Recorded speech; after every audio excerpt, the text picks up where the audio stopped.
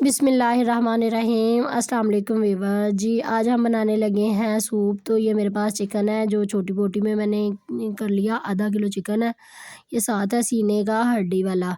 तो ये सीने का और हड्डी वाला जो है ना ये दोनों मिक्स है। तो आज हम बनाएंगे सूप। चिकन सूप बनाने के लिए 2 चम्मच मैंने ले लिया घी। वो मैंने डाल लिया है कढ़ाई के अंदर। इसके अंदर हम डालेंगे अदरक लहसुन का पेस्ट 2 खाने के चम्मच। तो इसमें हम जो है ना यखनी बनाएंगे। घी इतना का होना चाहिए, सूप में नहीं घी की ज़रूरत होती, लेकिन हमें गोश्त को जो है ना भूनने के लिए, इसकी स्मेल ख़त्म करने के लिए जो है ना घी 2 चम्मच सिर्फ डाला हमने। तो इसके अंदर फिर हम डालेंगे अपना चिकन। जो चिकन हमारे पास है इसमें हड्डी वाले चिकन की ज़रूरत इसलिए होती है कि हड्डी की यखनी निकलती है। बोनलेस की जो है ना यखनी नहीं निकलती सही तरह, हड्डियों की यखनी का टेस्ट अच्छा आता है। तो ये अब हम डाल देंगे इसमें। ये डाल के तो इसको हम जो है ना इतना भूनेंगे कि इसका कलर जो है ना वाइट वाइट हो जाए। इसके अंदर हमने पानी वगैरह शामिल नहीं अभी करना कुछ भी ना, और कुछ हमने इस्तेमाल करना है इसके अंदर। तो ये जो है ना चिकन को हमने इस तरह का कलर इसका देना है कि वाइट वाइट चिकन का कलर आ जाए, और ना चिकन का जो है ना स्मेल भी ख़त्म हो जाए। तो चिकन हमारा जो है ना वो डन हो गया। इतना ही होना चाहिए, वाइट हो गया है। इसने पानी भी अपना छोड़ दिया अच्छी तरह से। अब हम डालेंगे 1.5 खाने का चम्मच नमक। नमक डाल देंगे, इसको भी हम मिक्स कर लेंगे अच्छी तरह से। मिक्स करके तो जी ये देखें हमारे चिकन ने ना पानी छोड़ना स्टार्ट कर दिया है। तो अब हम ये काली मिर्च है 1.5 खाने का चम्मच ये डालेंगे इसमें। तो नमक हमारा 1.5 खाने का चम्मच है वो डाल दिया। 1.5 खाने का ही चम्मच हमारे पास ब्लैक मिर्च है, पिसी हुई काली मिर्च, वो हम डालेंगे। डाल के इसको भी मिक्स करके जितना हमें सूप के लिए पानी चाहिए इतना हम इसके अंदर डाल देंगे। यखनी हम तैयार कर लेंगे, चिकन इतना गला लेंगे कि हाथ की मदद से वो टूटना स्टार्ट हो जाए। तो ये हम जो है ना इसमें डाल रहे हैं गर्म पानी चिकन के अंदर। इसकी हम बनाएंगे यखनी। यखनी को हमने इतना पका लेना कि अच्छी तरह से इसकी जो है ना चिकन के अंदर सॉफ्टनेस आ जाए। ठीक है, इसके अंदर हमने हड्डियाँ वाला गर्दन का भी लिया था। इसके अंदर बाजू विंग्स भी थे। इसके अंदर जो है ना लेग के भी बोटी थी। तो जी ये देखें यखनी हमारी जो है ना बनकर तैयार हो गई है। बहुत अच्छे से चिकन हमारा ना गल गया है। तो सूप के अंदर ये छोटा-छोटा चिकन भी हम डालते हैं, इसके अंदर रेशा करके भी डाल सकते हैं।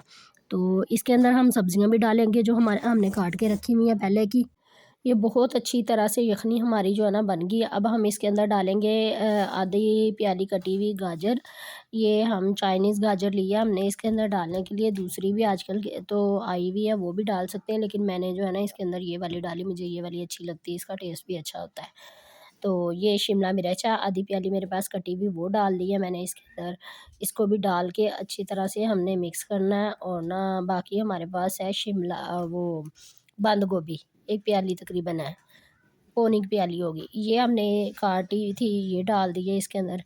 तो ये डाल के अच्छी तरह से इसको भी मिक्स करना है। और ना मेरे पास है तकरीबन ना आधा खाने का चम्मच कुटी हुई लाल मिर्च, वो डालेंगे। आप अपने टेस्ट के हिसाब से डाल सकते हैं। मैंने ये डाल लिया इसके अंदर आधे खाने का चम्मच, क्योंकि बच्चे ज़्यादा स्पाइसी चीज़ जो है ना वो यूज़ नहीं करते, बच्चे खाते नहीं हैं ज़्यादा स्पाइसी हो जाए सूप तो पीते नहीं हैं। ये मेरे पास है चिकन पाउडर 1 खाने का चम्मच, वो मैंने इसके अंदर डाल दिया है। इसे डाल के अच्छी तरह से मिक्स कर दिया, और मैंने इसको तकरीबन 5 से 6 मिनट के लिए ढक देना है। सब्जियां हमारी जो है ना अच्छी तरह से कुक हो जाएंगी।